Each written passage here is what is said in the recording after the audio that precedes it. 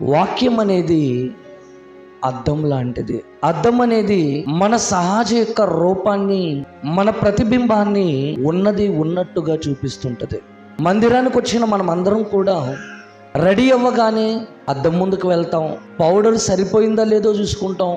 ఆడవాళ్ళైతే బొట్టు చెరిగిపోయిందో ఉందో, జుట్టంతా సరిగా ఉందో లేదో చూసుకుంటాం. ఒకవేళ జుట్టు సరిగా పెట్టుకోలేదనుకోండి, జుట్టు సరిగా దువ్వుకోలేదనుకోండి, అద్దం ముందుకు వెళ్తే జుట్టు దువ్వుకున్నట్టుగా కనిపించదు. అద్దం యొక్క లక్షణం ఎలాంటిదంటే ఉన్నది ఉన్నట్టుగానే చూపిస్తుంది. అలాగే వాక్యం కూడా మనలో ఉన్న లోపాలను మనకు చూపిస్తుంది. ఒక అద్దం ముందుకు వెళితే మన జుట్టు చిరిగిపోయిందని, ఒక బొట్టు పోయిందని, మన ముఖం అందంగా లేదని ఎలాగైతే అద్దం మన సహజ యొక్క రూపాన్ని ఉన్నది ఉన్నట్టుగా చూపించి మన లోపాన్ని ఎత్తి చూపుతుందో, దేవుడు మనకు రాయించినటువంటి 66 పుస్తకాలు కూడా అద్దం లాంటివే. దీన్ని చదువుతున్నప్పుడు, ఇందులో రాయబడిన మాటలు మనం వింటున్నప్పుడు మన లోపాలు మనకు అర్థమవుతాయి, మన తప్పులు మనకు అర్థమవుతాయి. మనము చదవనంత వరకు, మనము దేవుని మాటలు విననంత వరకు మన లోపాలు మనకు అర్థం కావు.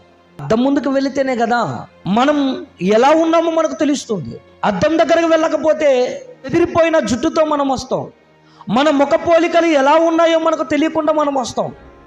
అద్దం ముందుకు వెళ్తే మన రూపం ఎలా ఉందో అదంతా కూడా చక్కగా, మనం చెరిగిపోయి ఉంటే చక్కగా అలంకరించుకొని మనం బయటకు వస్తాం. అంటే ఉన్నది ఉన్నట్టుగా మనకు చూపిస్తుంది కదా.